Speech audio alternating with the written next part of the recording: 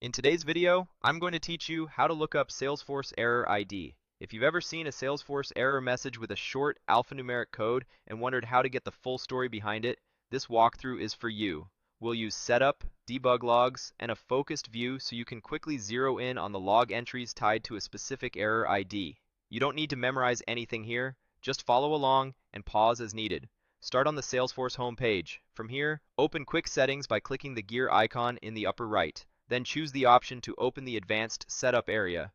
This takes you into the administrative workspace where we can search and configure logging tools. In the Setup sidebar, type the word Debug into the search box. This is the fastest way to surface the right pages without digging through menus. From the results, click Debug Logs. You'll land on the area that stores logs captured from users, automations, and code execution, exactly where error details live. Next, click User Trace Flags. A trace flag is essentially a logging session for a specific user or process, and it determines how much detail Salesforce records.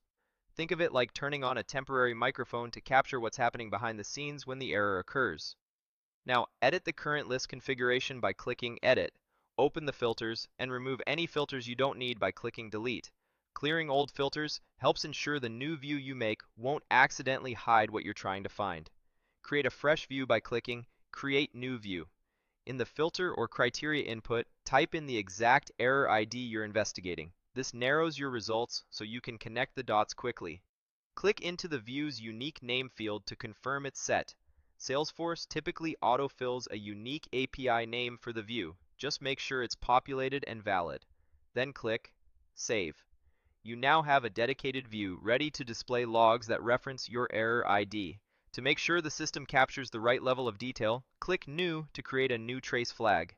In the trace flag options, click User to indicate you're tracking activity for a specific person. Click User again if prompted to confirm that entity type.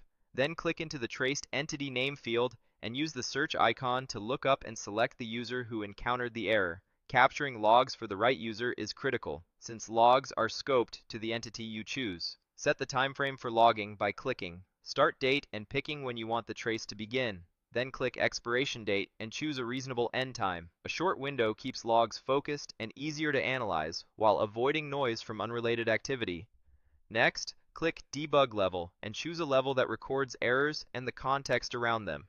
If your organization already has a standard debug level for troubleshooting, use that. Otherwise, ensure categories like Apex code, workflow, and validation provide enough detail to capture the issue. With those selections in place, click Save to activate the trace flag. If a dialog or selection window is still open, click Cancel to close it and return to your list so you can see the updated setup. Your filtered view is now aligned with your error ID, and your trace flag is ready to capture detailed information during the time window you set. That's it. By navigating to debug logs, configuring user trace flags, clearing and recreating a focused view, and setting the right capture window and debug level, you make it easy to associate a Salesforce error ID with the exact log entries that explain what happened. If you don't immediately see matching logs, double-check the user you selected, the time window, and your debug level settings. Once everything aligns, your view will surface the entries you need to diagnose and resolve the problem confidently.